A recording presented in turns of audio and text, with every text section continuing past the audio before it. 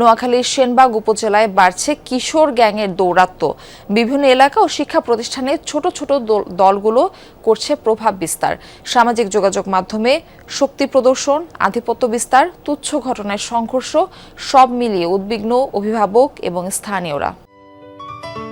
Ceylon টি রপ্তানিতে শীর্ষে।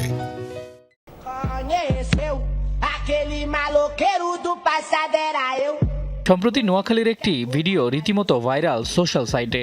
দিনে দুপুরে দুই ছাত্রীকে অস্ত্র হাতে ধাওয়া করছে এক কিশোর। তাতে শিক্ষার্থী ছাড়াও আতঙ্কিত অভিভাবক ও শিক্ষকরা।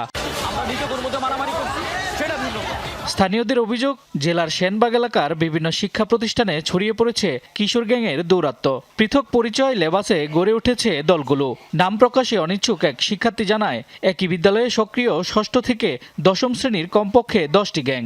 আমি এখন অনেকটা ভয় আছি, মাদ্রাসায় ঠিক করে যাইতে পারতেছি না। DMS-20, TX-20, TX-20, SDB, আরো এরকম অন্যান্য আরো অনেক গ্রুপের নাম আছে যেগুলো আমার হয়তো মনে নাই।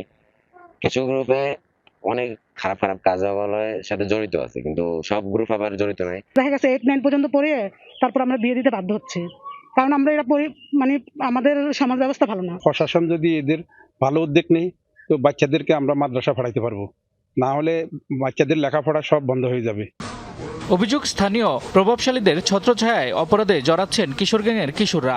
তুচ্ছ ঘটনাকে কেন্দ্র করে সংঘর্ষ, মারধর, এমনকি অস্ত্র প্রদর্শনের ঘটনাও বাড়ছে। যে ছেলেগুলো কিশোর গ্যাংয়ের সাথে সম্পৃক্ত ছিল, তখনকার সময়ের নেতারা তাদেরকে শেল্টার দিত।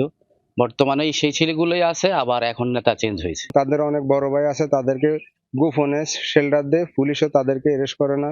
আমাদের এখানে যে কিশোর গ্যাং আছে আমাদের সেনবাগে, বেশিরভাগ ক্ষেত্রে মাদকাসক্ত, ইফটিজিং এর সাথে জড়িত। সামাজিক ও পারিবারিক অবক্ষয়, নৈতিক ও মানবিক মূল্যবোধের অভাবকে কিশোর গ্যাংয়ের বিস্তারের অন্যতম কারণ হিসেবে দেখছেন সচেতন মহল। কিশোর গ্যাং যেগুলা মোবাইলের প্রতি আসক্ত হয়ে গেছে, গ্রুপে দেয়া গেছে, নিজেরা নিজেদেরকে একবারে হিরো মনে করে ফেলতেছে। মুরব্বীর কোনো খেয়াল খুশি তোয়াক্কা করে না, আর অভিভাবকেও একেবারে আমি মনে করি অভিভাবকে দেয়। এই মারামারি এগুলোর মধ্যে এখন এই এলাকাটা আমাদের একেবারে অনিরাপদ। আইনশৃঙ্খলা বাহিনী বলছে, কিশোর গ্যাং দমনে নজরদারি ও অভিযান জোরদার করা হয়েছে।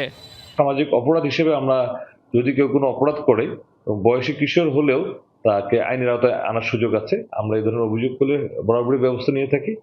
সচেতন মহলের অভিমত, শুধু পুলিশি অভিযান নয়, পরিবার, শিক্ষা প্রতিষ্ঠান, সামাজিক ও রাজনৈতিক উদ্যোগ ছাড়া কিশোর গ্যাংয়ের বিস্তার ঠেকানো অসম্ভব। শামস তাবরিজ উচ্ছ্বাস, যমুনা নিউজ।